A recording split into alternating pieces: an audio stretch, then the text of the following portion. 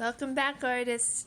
Today we're going to be painting, if you have paint, or you can draw on your cardboard sculpture that you created last week. So this is our abstract Calder inspired sculpture. This is the one that I made with my daughter Greta.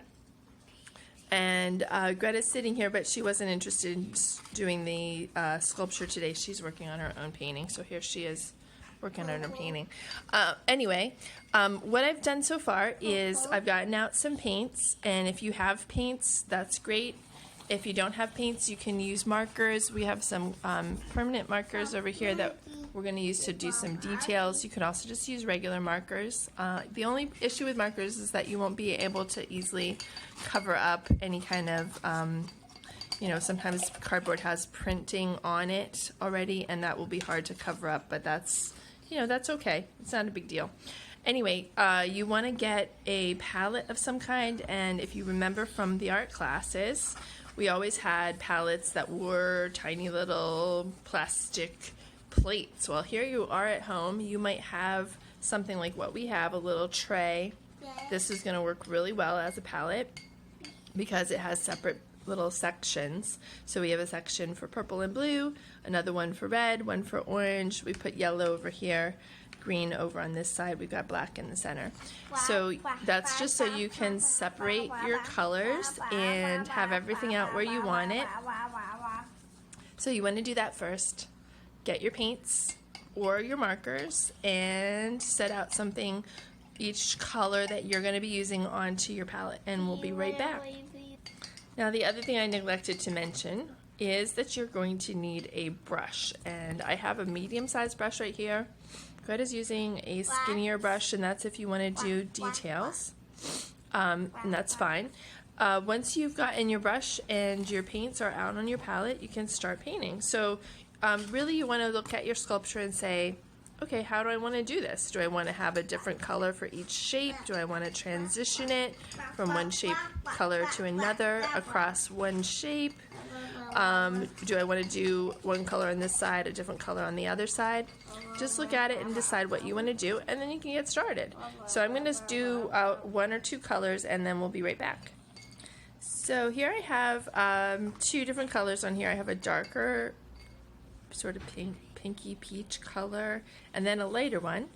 And one thing that I want to re-emphasize, I know I said this all the time, I've said this all the time in the art class, which is that you want to, as in between when you're using two colors, you want to rinse out your brush. So here's our water. It already looks really dark because we have been rinsing out our brushes. And as soon as we've done one color, then we've rinsed it out to use another color.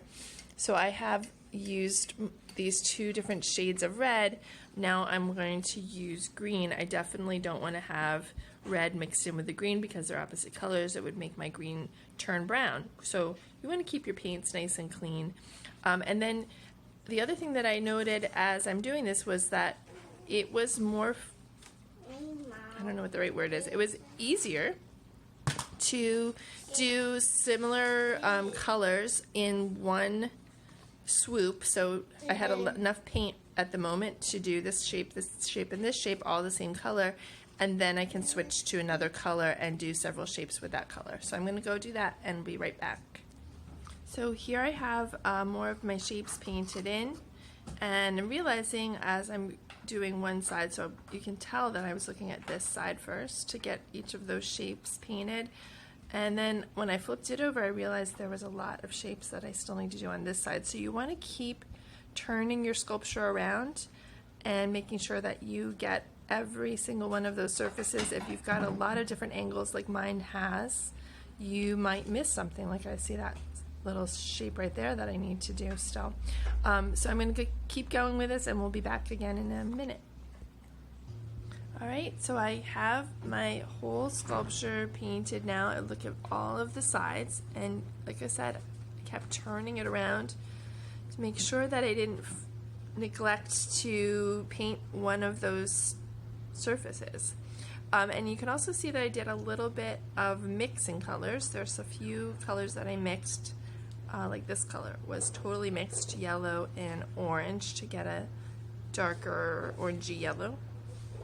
And then I have some peach colors. These were most of the other colors were already on my palette, so just straight from the bottle, which is what I liked better. So yeah, and then once you have gotten all of your surfaces painted, you want to think about how you want your sculpture to sit. You know, it might be neat to have it stand up kind of like that, or maybe like this. And if you want it to stand in a different direction than it might naturally kind of want to go, you could attach a base to it with cardboard. That's completely up to you, or with some other kind of material like clay. If you have clay, you can stick it into a piece of clay. The other thing that you can do after everything has dried, and I'm not going to do this part, but I'm just going to tell you, if you wanted to do details and that sort of thing on some of these shapes, and I noticed that a few of you did things like drew faces or added little lines, extra lines, and you can see that, you know, we added some extra lines to our shapes too. So if you wanted to do that, if they've kind of gotten just, you know, distorted a little bit, or they're harder to see now that you've got the paint on there, once it dries, you can go back in and use marker. Actually works the best to go back in to do some of those little details, so you're welcome to do that too. And just as always, please send me your sculptures. I would love to see how they turned out, and I'm going to be creating a an online portfolio folder. It's like a photo album for everybody who is submitting their artwork, so that we can see them all together in one place. Right, so that's our painting step for the sculpture for this week, and I look forward to hearing from you all soon. Bye-bye.